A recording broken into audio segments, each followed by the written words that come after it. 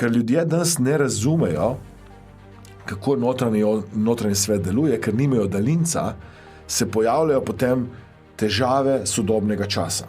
Nespečnost, depresija, jeza, ljubosumje, strahovi, razne odvisnosti.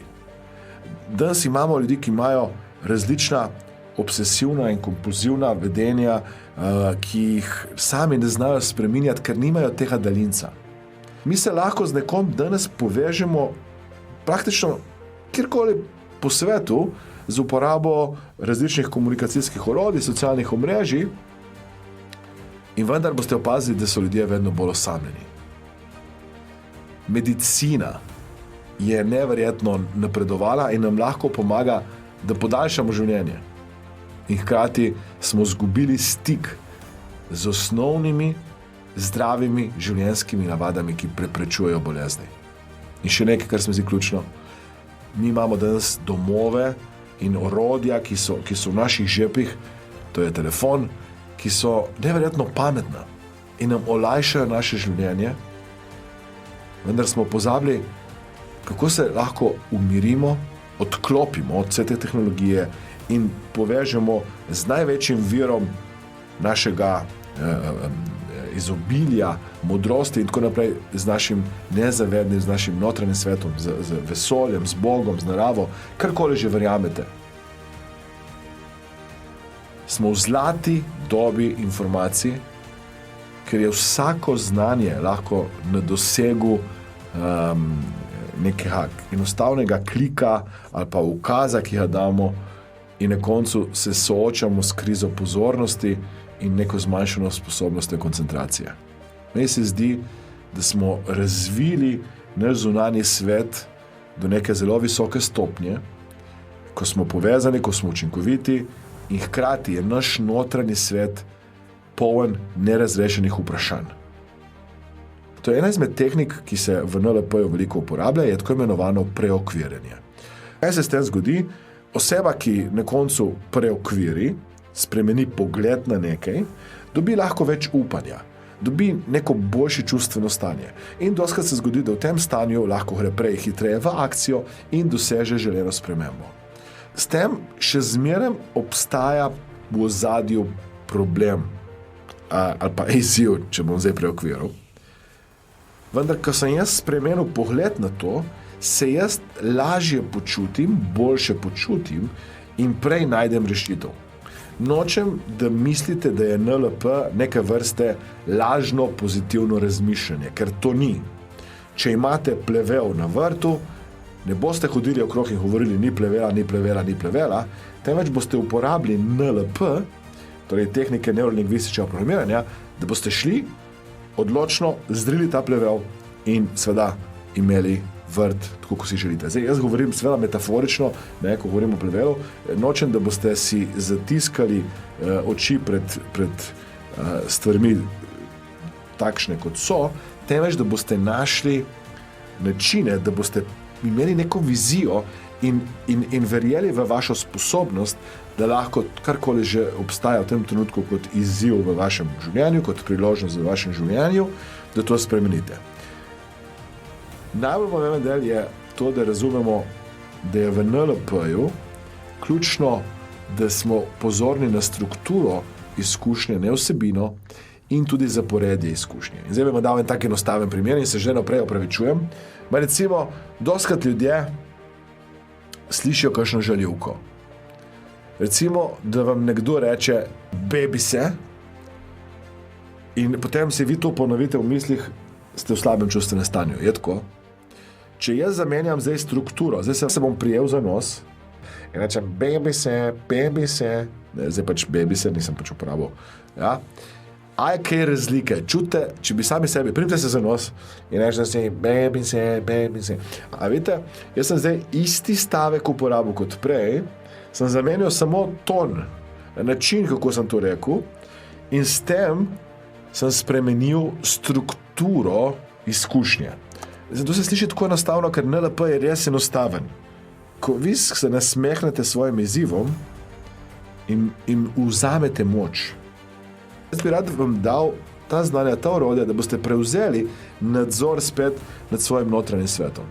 Andre Agassi, je bil prvi na svetu, torej najboljši igralec na svetu, in se je zapletel, da je padel na 141. mesto.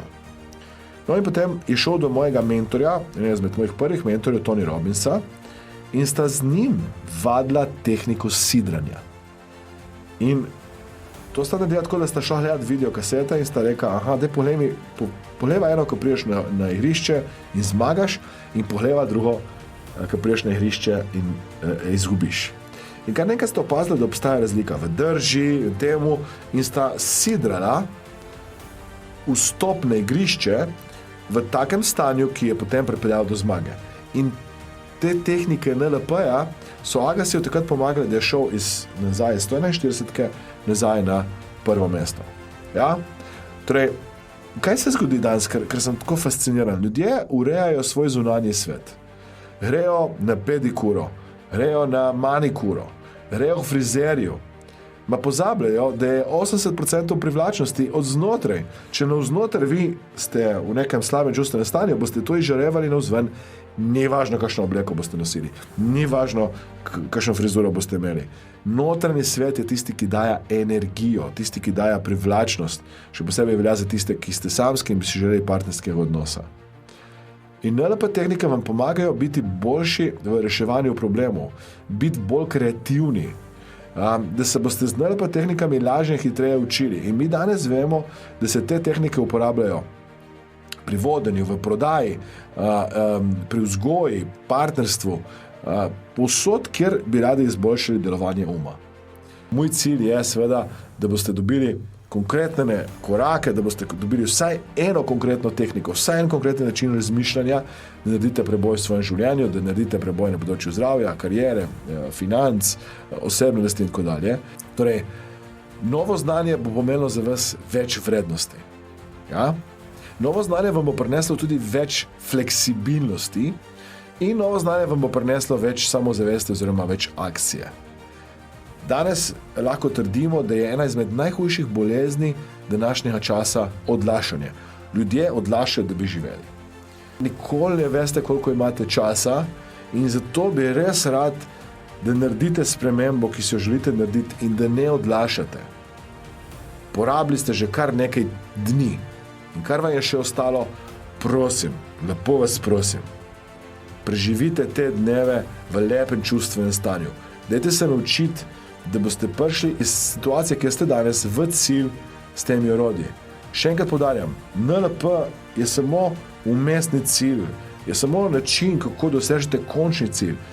Ker ko ste se rodili, je bil vaš zemljevid sveta nepopisan list, tabula rasa. Nekje do 6. leta, lahko tudi dlje, ste sprijeli ogromno sugestij in izoblikovali temelje vašega notranjega sveta. Do 6. leta doskrat doživite tudi vse emocije, od jeze, ljubosumja, žalosti, strahu, ki jih potem skozi življenje ponavljate.